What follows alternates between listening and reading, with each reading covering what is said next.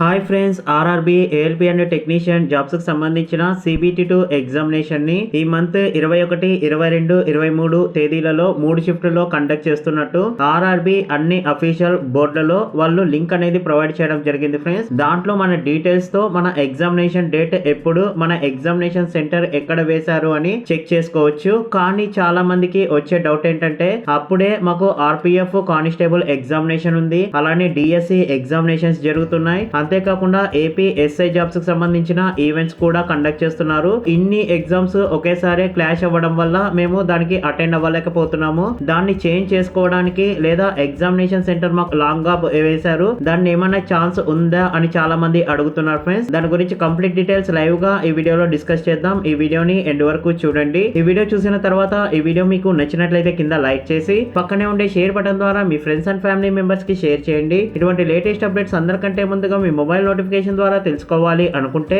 కింద red colour లో కనిపించే సబ్స్క్రైబ్ బటన్ ని క్లిక్ చేసి పక్కనే ఉండే బెల్ ఐకాన్ ని యాక్టివేట్ చేసుకోండి. Hi friends, welcome to my channel. This is Naresh ఎదిద్యా.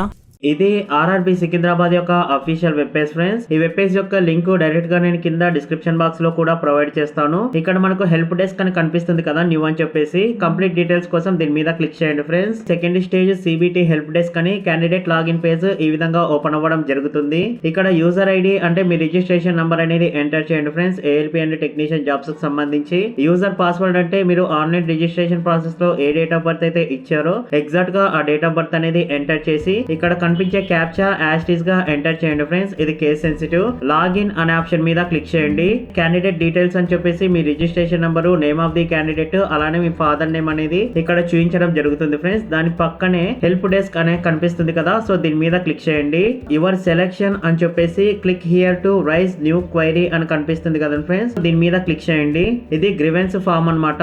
అంటే మనకు ఏదైతే ప్రాబ్లం ఉంటుందో, ఏదైతే డౌట్ ఉంటుందో క్లారిఫై చేసుకోవడానికి ఇక్కడ వాళ్ళకు రిక్వెస్ట్ చేయాల్సి ఉంటుంది ఫ్రెండ్స్. ఇక్కడ ప్రాబ్లం కేటగిరీ అని కనిపిస్తుంది కదా, దీంట్లో డిఫరెంట్ కేటగిరీస్ అనేవి ఉంటాయన్నమాట. సో ఎవరైతే ఎగ్జామినేషన్ డేట్ అలానే ఎగ్జామినేషన్ సెంటర్ చేంజ్ చేసుకోవాలి అనుకుంటున్నారో ఇక్కడ ఆ కేటగిరీ కనిపిస్తే మీరు దాన్ని సెలెక్ట్ చేసుకోవచ్చు ఫ్రెండ్స్. లేదా ఇక్కడ ఎనీ అదర్ క్వైరీ అని కనిపిస్తుంది కదా, సో దీని మీద క్లిక్ చేయండి. అలానే ప్రాబ్లం టైప్ కూడా ఎనీ అదర్ క్వైరీ అనేది సెలెక్ట్ చేసుకొని ఇక్కడ కేవలం మీరు ఇంగ్లీష్ లాంగ్వేజ్ లో మాత్రమే మీ రిక్వెస్ట్ అనేది పోస్ట్ చేయాల్సి ఉంటుంది ఫ్రెండ్స్. మీ నేమ్ అలానే మీకు సంబంధించిన రిజిస్ట్రేషన్ నంబరు అలానే మీ డేట్ ఆఫ్ బర్త్ ఎంటర్ చేసి ఇంగ్లీష్ లో మాత్రమే మీరు ఏదైతే రిక్వెస్ట్ చేయాలి అనుకుంటున్నారో అది సింపుల్ ఫార్మాట్ లో కొద్దిగా పొలైట్ వేలో మీరు వాళ్ళని రిక్వెస్ట్ చేయాల్సి ఉంటుంది ఫ్రెండ్స్. ఫర్ ఎగ్జాంపుల్ మీరు ఎగ్జామినేషన్ డేట్ చేంజ్ చేయాలి అనుకుంటే మీరు ఎందుకు ఎగ్జామినేషన్ డేట్ చేంజ్ చేయాలి అనుకుంటున్నారు, దానికి స్ట్రాంగ్ రీజన్ ఏంటి, దానికి సపోర్టింగ్ మ్యాటర్ అనేది మీరు రాయాల్సి ఉంటుంది. అంటే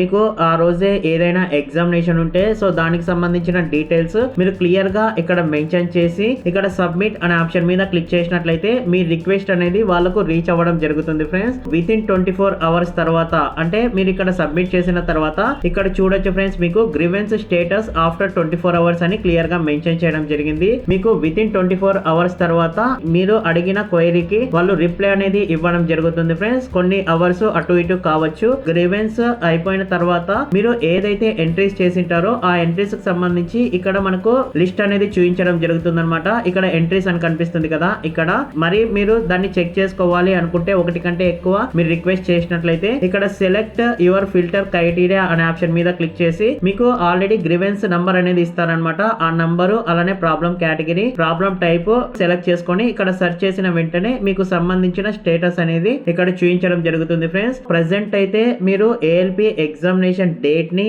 అలానే ఎగ్జామినేషన్ సెంటర్ ని చేంజ్ చేసుకునేకి మాక్సిమం పాసిబిలిటీ ఛాన్సెస్ అనేవి లేవు ఫ్రెండ్స్. ఎందుకంటే ఆల్రెడీ వాళ్ళు హాల్ టికెట్ పబ్లిష్ చేశారు, అలానే మీ డీటెయిల్ కి సంబంధించి ఎగ్జామినేషన్ సెంటర్స్ కూడా వాళ్ళు ప్రొవైడ్ చేయడం జరిగింది కాబట్టి చాలా మనకు ఛాన్సెస్ అనేది తక్కువగా ఉంటుంది. కానీ ఎవరైతే లేడీస్, పీడబ్ల్యూడి క్యాండిడేట్స్ అలానే ఏదైనా బలమైన కారణం ఉంటే తప్ప వీళ్ళు మీ రిక్వెస్ట్ అనేది యాక్సెప్ట్ చేయరు. ఆ విధంగా మీరు ఇది గుర్తు పెట్టుకొని మీ ప్రయత్నం అనేది మీరు చేయండి ఫ్రెండ్స్. ప్రెసెంట్ మనకైతే ఈ హెల్ప్ డెస్క్ ఆప్షన్ మాత్రమే ఉందన్నమాట. ALP and technician CBT2 CBT2 examination కి సంబంధించి ఎవరైతే ALP and technician CBT1 qualify అయ్యి CBT2 ఎగ్జామినేషన్ డేట్ అలానే ఎగ్జామినేషన్ సెంటర్ చేంజ్ చేసుకోవాలి అని టెన్షన్ పడుతున్నారో వాళ్ళందరికీ ఈ వీడియో అనేది షేర్ చేయండి ఫ్రెండ్స్. సో ఇది ఉపయోగపడచ్చు. ఈ వీడియో మీకు నచ్చినట్లయితే కింద లైక్ చేసి పక్కనే ఉండే షేర్ బటన్ ద్వారా మీ ఫ్రెండ్స్ అండ్ ఫ్యామిలీ మెంబర్స్ కి షేర్ చేయండి. ఇటువంటి లేటెస్ట్ అప్డేట్స్ అందరికంటే ముందుగా మీ మొబైల్ నోటిఫికేషన్ ద్వారా తెలుసుకోవాలి అనుకుంటే కింద రెడ్ కలర్ లో కనిపించే సబ్స్క్రైబ్ బటన్ ని క్లిక్ చేసి పక్కనే ఉండే బెల్ ఐకాన్ ని యాక్టివేట్ చేసుకోండి. Thanks for watching.